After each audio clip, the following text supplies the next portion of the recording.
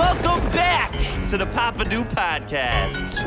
Papa Do! We could talk about Will Smith's album because nobody else has seemed to do it. So that's just Yeah, it kind of happened out of nowhere, and I don't see anybody talking about it. I got like 1 or 2 messages about it, and one of those was from you. And I always just try to like keep you in the loop of what I'm listening to so we could talk about it possibly. I didn't know how you would feel about this, talking about this album. I didn't know if you would actually take the time to listen to this album. But for what it's worth, it's a very short album. 37 minutes long, 14 or 15 songs, but that's deceiving. 14 or 15 tracks because there's skits. Several skits. So Will Smith dropped this album called Based on a True Story. And from what I know about his inspiration for this album is he wanted to get back into music again and make some slappers. He joked about it on the album. You can joke about it now. Exactly.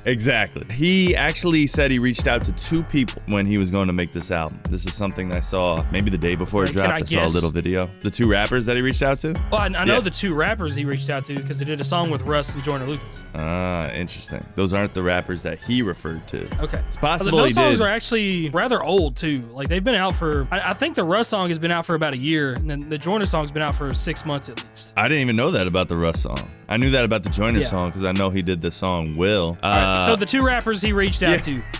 Okay, Nas. Okay, who's your other guess? Jay-Z. Oh, very good. All right, so your 50. Nas would have been my first guess since he helped them out right in the past. He reached out to Jay-Z and Kendrick Lamar. Jay-Z said, whatever you say, just keep it real. Just say something that's real to you. And I think that's where he said, based on a true story. Title of the album came from, was from that conversation there. And then he spoke to Kendrick, and Kendrick said, Kendrick's advice was pretty dope because it's something that... Did he tell him to diss Drake?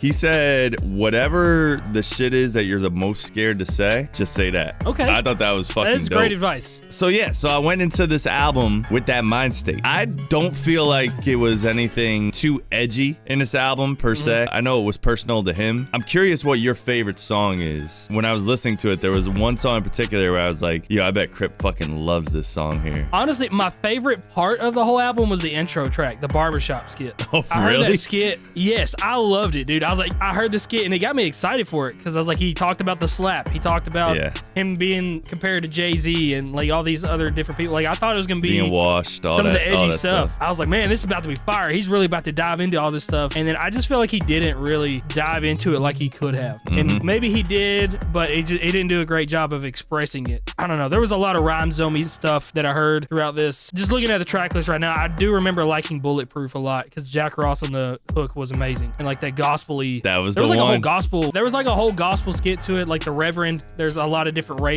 sermons and different Reverend sermon skits throughout the whole thing. As a concept album, it was a cool bass line. Like he had a cool idea, but the songs themselves just didn't do anything for me. They really didn't. They were all super average listening experiences for me, except Bulletproof. I think that's the only one I'd give like a 6.5, maybe even close to a 7 out of 10. Work of Art was fun. Tantrum was a fun little listen, but there was just no standout songs for me. The biggest standout song for me was You Can Make It with our boy Friday up there. He took a melody that I feel like was in a Temptation song, like an old Temptation song or some Motown melody. That does remind me, I wanted to mention this too. I can't remember what song it was, but he straight up took Eminem's The Way I Am flow. Like the bump da bump da bump da bump.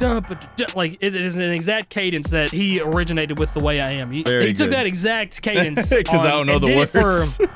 Yeah, I can't remember them off the top of my head, but it did it for like 8 to 12 bars. It wasn't just like 2 to 3 bars. He did it for a whole segment. I was like, that's kind of funny considering their little rap beef they had way back in the day. The album had such a weak opening too. That You Looking For Me song, it was like, I think it... Oh, yeah. It transitioned from like New York style, like a boom bap type beat into trap. And it kept going back and forth for it, but it just wasn't catchy. The flow didn't grab me right away, and it kind of put a bad taste in my mouth right off the bat. Like I was like, oh no, what are we doing? But then when Rave in the Wasteland and Bulletproof came in, I was like, here we go. Then a song with Tiana Taylor, I was like, okay. It kind of grew on me. The song with Big Sean actually was pretty powerful though. Beautiful Scars. Oh yeah, I forgot about that one as well. Russ had the best verse on the album though, in my opinion. I thought Work of Art was cool. I think the song is kind of corny. Will's voice, dude, I've noticed it over the years, even in certain interviews that he does.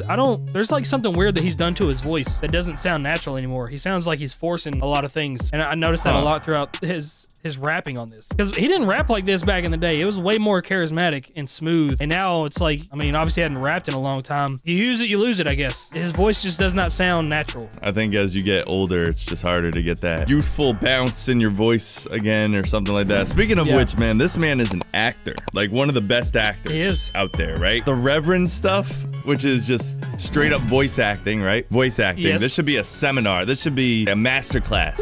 With it being a voice acting that he's doing with these Reverend skits, I felt like it should have been like the greatest thing. Like you're really selling me on this Reverend thing, but it just came across really cringy and almost humorous in a way. And I don't think it was supposed to come off that way, but it almost seemed satire. I wish he would have gotten somebody else to do that. The barbershop skit, the worst parts about the barbershop skits were where you could tell that Will Smith was trying to emulate somebody else's voice, talking about himself. It's like, okay, I would rather just have, hire a couple voice actors to do this whole skit, and it makes it a lot cooler. It had a lot of potential as an album. I really do think it did. I think he had a great idea, great framework for it. Dude hasn't made an album in a long ass time. He hasn't made music. Can't knock him for it. He's trying. He is trying. Didn't look like he tried that hard with that album cover, but Little Willie style did not hit the mark for us. I'm not even gonna bother ranking this album. Here's the thing is, I love Will Smith. He's one of my favorite people to ever exist, even after the slap. Like, I borderline understood the slap. I think he's a piece of shit for it, but everybody makes piece of shit mistakes sometimes. I get it.